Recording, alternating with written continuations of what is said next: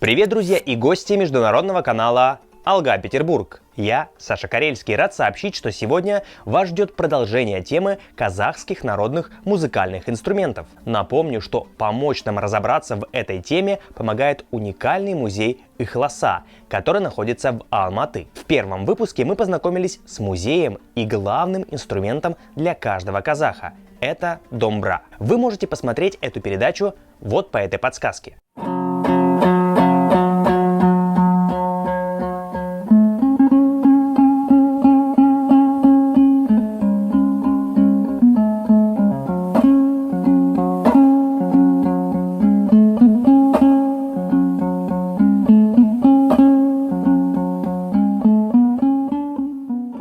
В этом выпуске я предлагаю вам не менее загадочный инструмент. Его звучание я впервые услышал, когда Димаш стал одним из самых ожидаемых гостей на закрытии кинофестиваля «Шелковый путь» в Китае. Там он выступил в сопровождении казахских музыкальных инструментов. Свое участие в закрытии кинофестиваля певец завершил выступлением с народной песней «Самалтау», которую исполнил в сопровождении национальных музыкальных инструментов.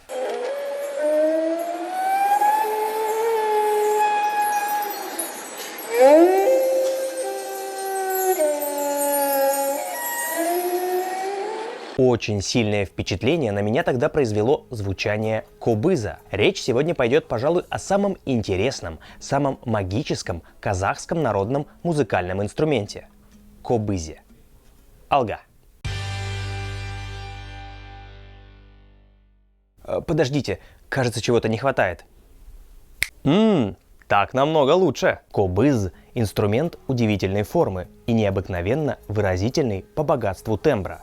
Его сравнивают с лебедем. На эту птицу он похож и своей формой, и своим звуком, напоминающим лебединый крик. Также в звуках кобыза слышен человеческий голос, печальный и плачевный.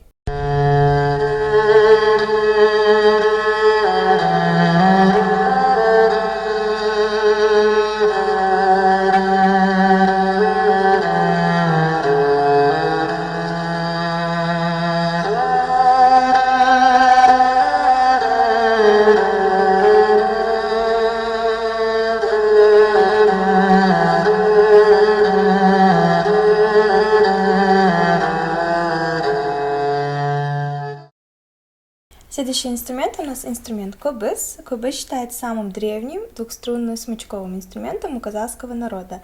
Состоит из трех частей. Это у нас головка, шейка и корпус.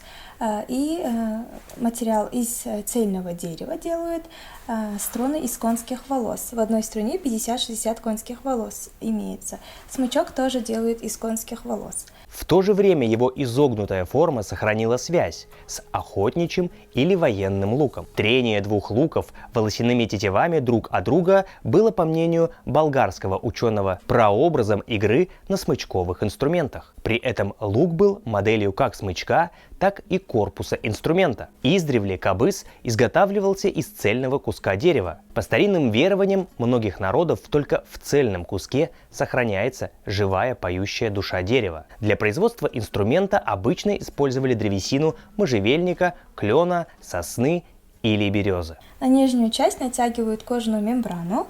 И инструмент кобыз придумал Куркатата, который жил в Кызылординской области в 8-9 веке примерно.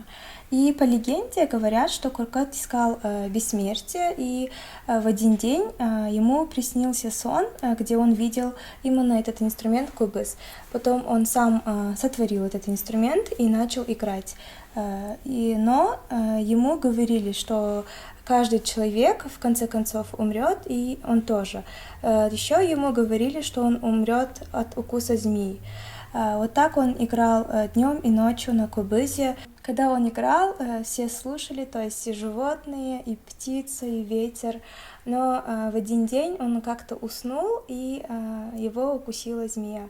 История кобыза начинается с легенды о Коркуте. В давние времена жил юноша по имени Коркут, и когда ему исполнилось 20 лет, он увидел вещий сон. К нему явился старец в белых одеждах и рассказал, что век его будет недолог, всего 40 лет. После этого сна Коркут решил искать бессмертие. Нарядив свою верблюдицу по имени Желмая, он отправился на поиски своего спасения. Коркут побывал во всех 4 углах древнего мира. Везде ему встречались люди, роющие могилу. И на его вопрос, для кого эта могила, отвечали: для Коркута. Поняв, что его поиски бессмертия ни к чему не привели, переполненный скорбью, он вернулся в центр земли, на берега родной Сыр-Дарьи. Вернувшись, Коркут сделал кобыз из ствола старого можжевельника. Нижнюю часть деки инструмента он обтянул кожей с горла своей верблюдицы, которую принес в жертву. Оставшуюся часть шкуры он расстелил на водах Сыр-Дарьи и, сидя на ней, день и ночь играл на кобызе.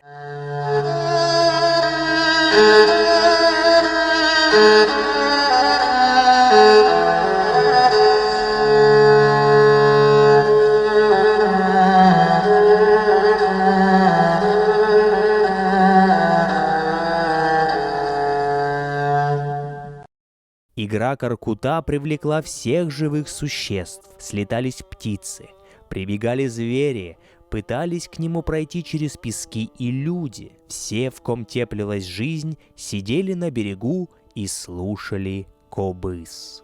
Пришла и смерть, чтобы забрать душу Коркута, но он продолжал играть. И пока пел кобыз Коркута, смерть была невластна забрать кого-то из этого мира. Но однажды Коркут, устав, все-таки заснул. Вот тогда смерть, приняв облик змеи, ужалила его. Но он не умер совсем, а ни живой, ни мертвый стал владыкой нижних вод и помогает до сих пор всем шаманам делать добро людям. Кобыз же охраняет природу, животных и людей от смерти. Он носитель бессмертия и вечной жизни. Кобыз является своеобразным носителем этнической истории казахов, представленной эпосом и инструментальной музыкой. Из легенды следует, что кобыз был эзотерическим инструментом шаманов – баксы, носителей древней тенгрианской религии. Быть посредником между измерениями людей и измерением богов – это самая первая функция этнических музыкальных инструментов у всех народов Земли. С этими религиозно-магическими функциями связаны и зеркало внутри корпуса, и металлические подвески на головке кобыза. И поэтому кобыз считается шаманским, то есть магическим инструментом. Раньше шаманы не верили в то, что кобыз сможет их связать с миром духов. Поэтому они туда внутрь ставили украшения и зеркала.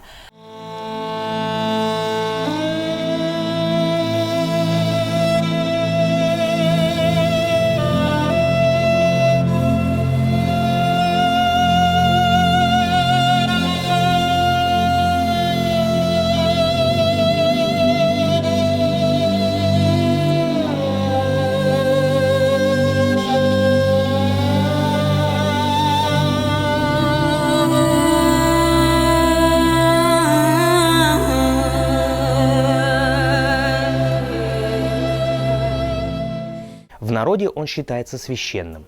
Шаманы, баксы, относятся к нему как к одухотворенному живому существу, которое во время камлания, превращаясь в скакуна, уносит хозяина в мир духов, которые помогают изменить погоду, найти пропажу, лечить людей, узнавать судьбу человека, его семьи или рода. Связь кобыза с шаманизмом стала удобным поводом для изгнания его из нового цивилизованного мира, как пережитка темного прошлого.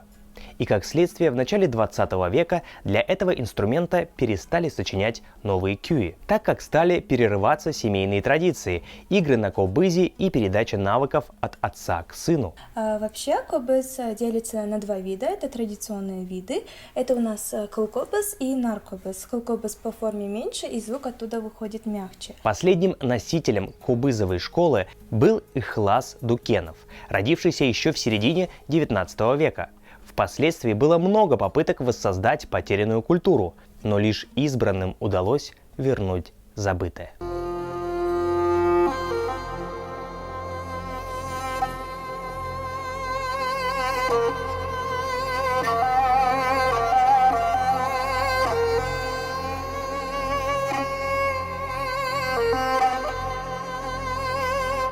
Изучая кобыз, я нашел множество подтверждений тому, что все классические струнные смычковые инструменты обязаны своим происхождением кобызу и всем его древним собратьям. Но главное, мне кажется, что не найдется ни одного человека, которого не завораживали бы чарующие звуки кобыза. Рахмет.